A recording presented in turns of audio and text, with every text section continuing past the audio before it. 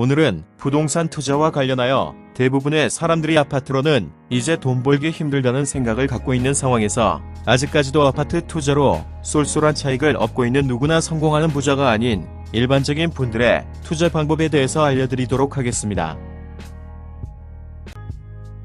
현재 아파트 시장은 포화 상태입니다. 그렇기에 과거와 같이 대박을 치는 경우는 거의 없습니다.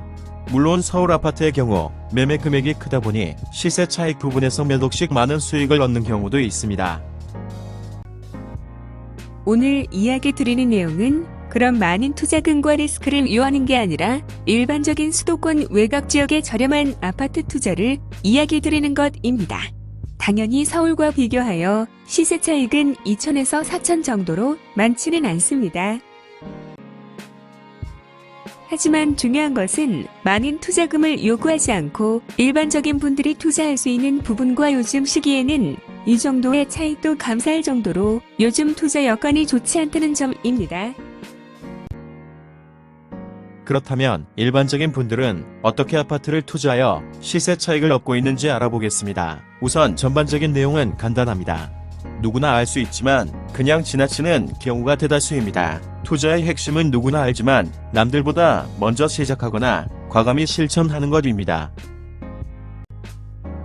서울 지역에 투자하면 좋겠지만 기본 투자 금액이 많이 들거니와 부동산 규제를 하게 되면 서울 집값이 제일 먼저 반영되기에 위험 부담이 있어 일반 분들이 투자하는 것은 배제하겠습니다. 오늘의 핵심은 외곽 지역 아파트 투자입니다. 보통 수도권 외곽 지역은 배드타운이죠. 출퇴근과 서울 접근성을 위주로 하는 배드타운은 보통 자립적인 경제 규모는 안 되고 소규모 상권만 자리 잡고 있습니다.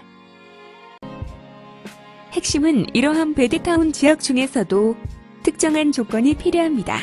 첫째는 이미 조성이 된 10년 이상 된 주거지역입니다. 이런 지역은 전철역과 10년 이상 된 아파트 밀집 지역과 공급 계획이 거의 없는 곳입니다. 두 번째는 대규모 공급 지역인데 이 부분은 나홀로 동떨어진 게 아니라 반드시 인근의 구도심이든지 뭐든지 간에 시내나 도시가 자리 잡고 있어야 한다는 것입니다. 간단하죠? 간단하지만 대개는 그냥 지나치는 부분입니다. 알고 있어도 관심이 덜합니다. 가만히 앉아서 시간 지나면 2천에서 3천만 원 정도도 꽤 쏠쏠한 차익입니다. 그동안 월세 놓고 이자차 내고도 남는 수익이 추가로 더 발생 가능합니다.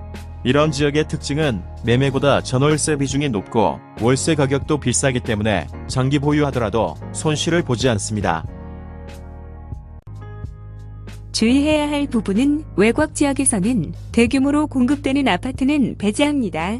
예를 들어 위례 신도시나 남양주에 있는 별내 신도시 이런 부분은 아주 좋은 물건이었지만 제가 이야기 드리는 것은 특정 지역의 엉뚱한 외딴 섬에 동떨어져서 대단지 아파트를 분양하는 지역을 말하는 것입니다.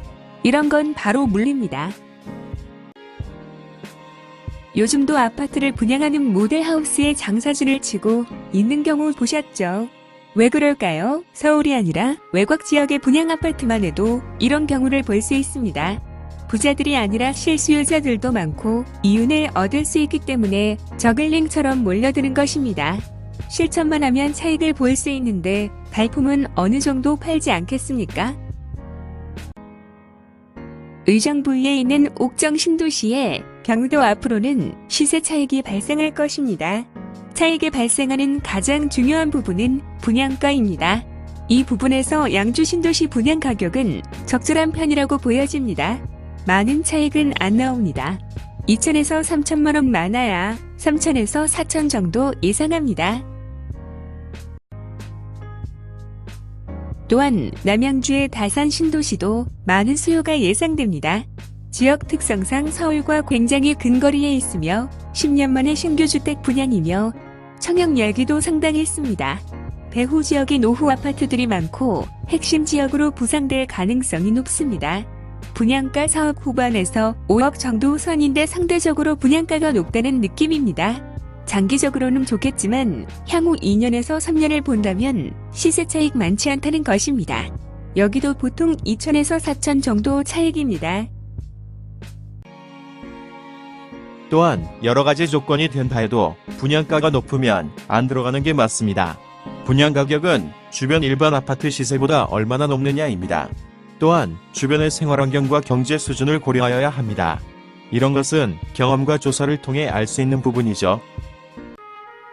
힘들게 사는 지역이고 소득 수준이 낮고 빌라가 많은 동네에서 3억 이상에 분양하는 것을 청약하거나 건설 이후 매매하면 100% 물립니다. 이런 지역은 10년 이상 된 아파트 가격이 대개 2억 초반에서 중반 정도 될 겁니다. 이런 경우 분양가는 2억 7천, 2억 9천 이내여야 수지가 맞습니다. 예를 들어 남양주의 호평동이라는 곳이 있습니다. 해당 지역은 미니 신도시급 주택지로 경춘선이 연결되고 10년 지난 아파트가 80%이며 신규 주택 수요가 높은 상황입니다. 지역은 서울과 멀리 떨어져 있으나 그렇게 오래 걸리지도 않습니다. 이 지역은 더 이상 아파트를 건설하는 땅도 부족하고 앞으로의 공급 물량도 굉장히 제한적입니다. 생긴다고 해도 주요 시내보다 더 동떨어진 곳에 생길 겁니다. 주요 시내 인근에 신규 주택이 생기면 미분양 없을 겁니다. 여기 호평동이란 지역은 실제로 최근 신규 주택이 생겼고 이 아파트도 역시 많은 차익이 발생했습니다. 또한 한두 군데 건설 중인 걸로 나옵니다. 이 동네 구주택 시세는 2억 후반에서 3억 정도 수준입니다.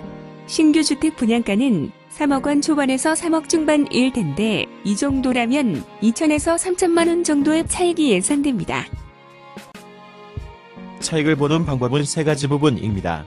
첫째, 이런 지역의 신규 주택을 청약해서 프리미엄, 즉 분양권을 판다.